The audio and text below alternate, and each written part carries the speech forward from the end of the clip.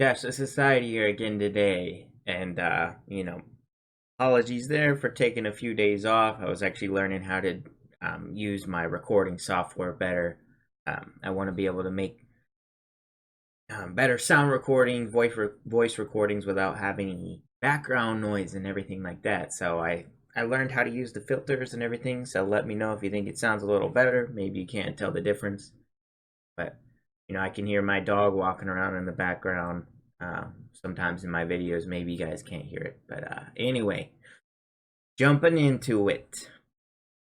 So I'm gonna continue to do the Sunday technicals going forward. I know a lot of YouTube guys, they want to do TA every day, which to me is so pointless unless you're trading on an hourly or daily basis per se. I'm not trading like that. I don't think many people are, and personally, I don't think it's necessary at all in crypto. Um, when I trade, it's usually just Bitcoin, Ethereum, XRP, whatever, for some small cap that I'm trying to just add a little to my portfolio. As I've demonstrated with all of these trades I've done successfully. Only done three, honestly, since this bull market kind of kicked off. Like I've said before, I've demonstrated. I sold 20,000 XRP. I bought about 7,033 Tomo. I waited about 2 weeks, was able to be profitable in the position, closed my Tomo at 64 cents, bought it at about 18, was able to land about 1100 Tomo in profit, which at the time was about 700 bucks. So the REN trade, finally closed that one out. Used 16 Ethereum, got 21,351 REN. Took me a little over a month to close that one, and I made 3,000 REN profit. Ocean, a little over 39,000 Ocean. Ended up making 8,000 Ocean profit, and that one took 4 days. So that one came together really quick and got out of that one. So as you can see here, as I mentioned, I'm kind of taking profits when I get close to $1,000. So now I have a position in Tomo, REN, and Ocean all added to my portfolio while maintaining the crypto that I started with to use as a trading pair, essentially. Still stuck in co-vesting. This one is taking a while to become profitable. It's sparked into profit here and there. There's just not enough liquidity on the exchanges to capture that. So I think that one I might end up having to hold for a while. We'll see how it plays out. I don't really care. As I've mentioned, these are just trades that, if they went to zero, I'm happy with. Not happy with, but I'm not going to sweat it. Just trying to add a few more here and there to my portfolio. So I haven't done any recently. I'm definitely going to keep looking around for things to add. But as of now, yeah, I'm still sitting in co-vesting. Everything else is really just my buy and holds up to this point. All right, so next up, as I mentioned, I'm going to try to do Sunday technicals every week from now on. Just kind of my outlook on the week from a charting standpoint, what I think things look like going forward. Last week, I had mentioned we were in this kind of bull pennant that I thought was going to break out. I also mentioned that I thought that Bitcoin could run up to 15,000, close to 15,000 by the end of the week. Obviously, it didn't do that. It did have its huge breakout, but then basically this reversal candle that sent it right back down. So to be honest, this doesn't look good for the next month or so. Let me show you why. So what we had was like a bearish divergence on the RSI, as you can see here, dating back to May when we had this huge breakout. So we had the huge run up, but the RSI down here was trending downward. So that ultimately led to continue to fail. And as you can see, right here, we got almost the same exact thing. So while the price action is continuing up, the RSI is going down. Just so you know, RSI just stands for Relative Strength Index. So Typically, when you have price action moving upward, but the RSI is heading downward, that's called bearish divergence. And it basically means the price action is running out of gas short term. So what I think that means here is just that we could see another. So this took about 3 months sideways trading. I think we can just see another 3 months of sideways trading, to be honest. 2 to 3 months, something like that. I thought that we might have enough gas to get up to 15,000. Either way, I thought that that was going to be a failed breakout as well, and that we would come back and consolidate over this high that we made last year. So around 14,000, thought we might have a breakout to like 15, and a pullback around 13, 14. We could get, like I said, 2 or so months sideways from here.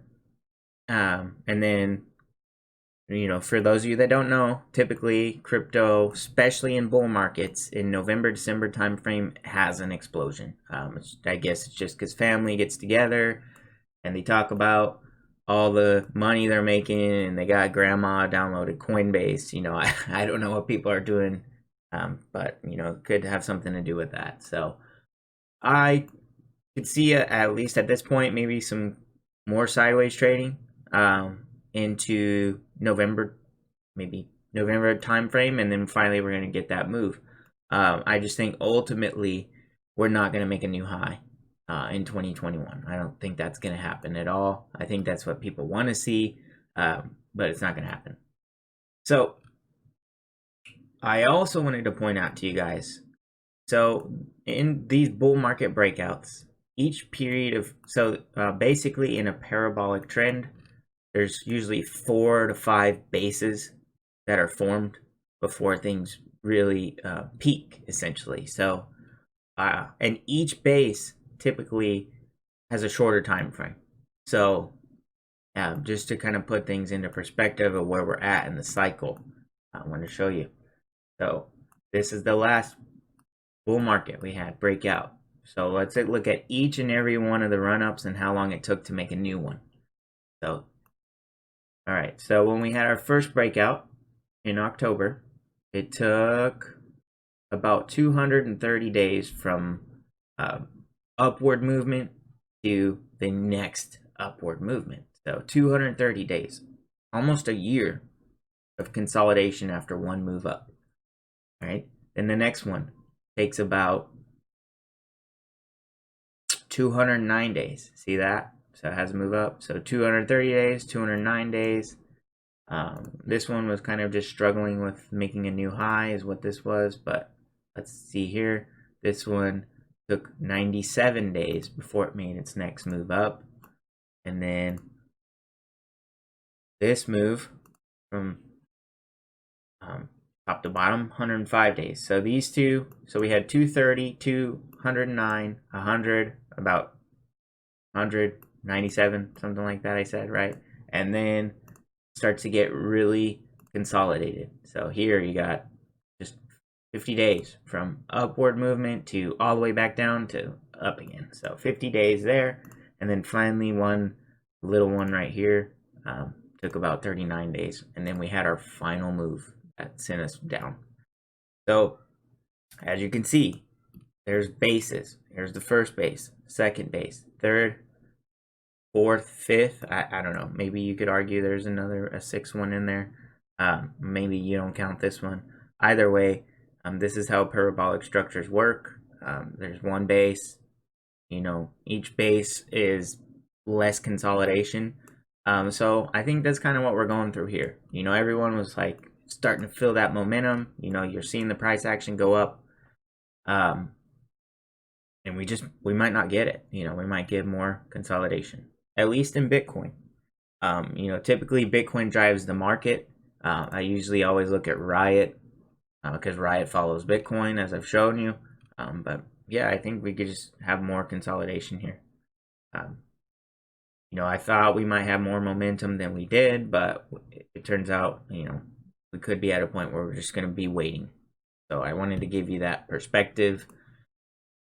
Oh, it's tough to say with Ethereum and XRP because their charts just look great. But you do have this bearish divergence as well over here in Ethereum. I don't know. We'll see. I'm kind of, what I want to say is what I want to see potentially is, Ethereum and XRP continue to break out. I don't know if maybe we have another month maybe of consolidation here, maybe September, and then a move up. I don't know. It just seems more bullish than Bitcoin personally.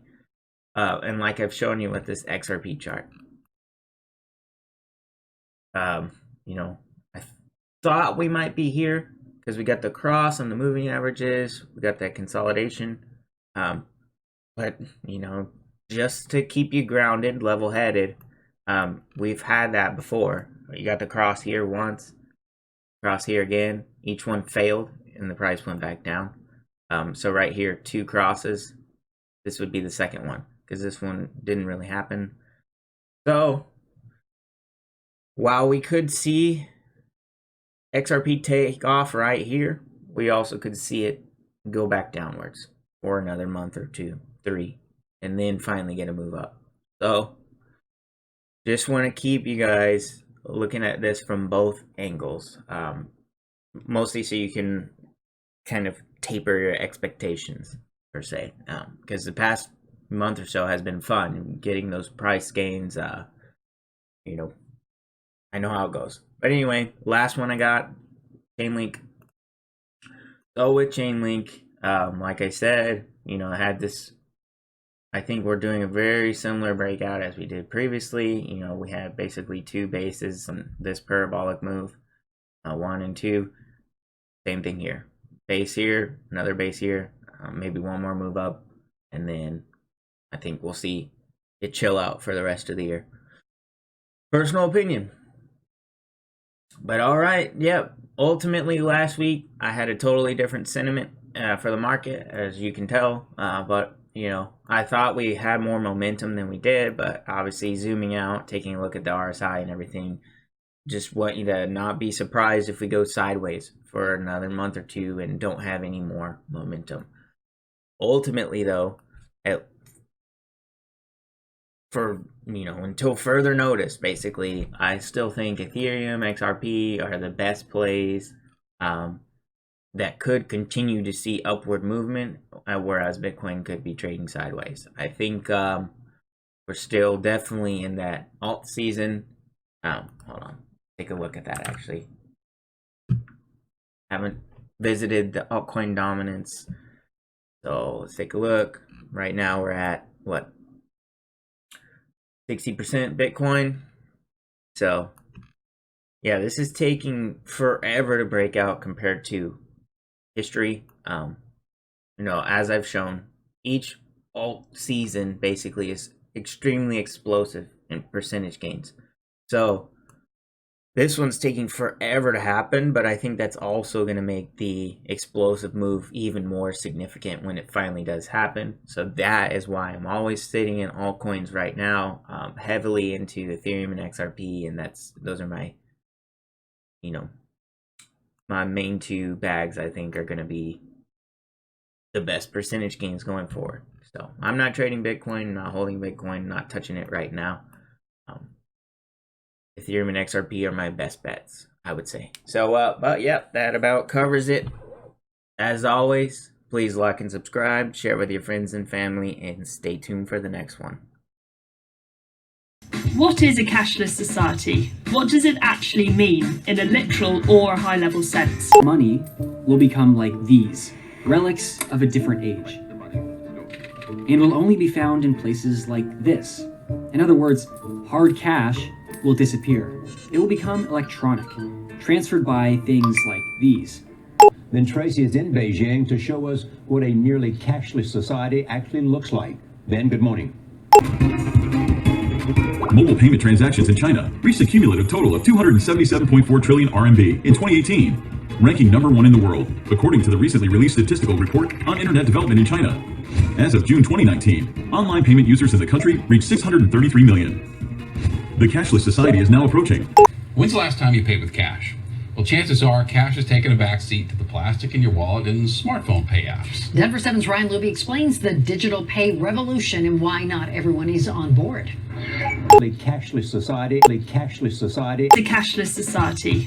The Cashless Society is now approaching.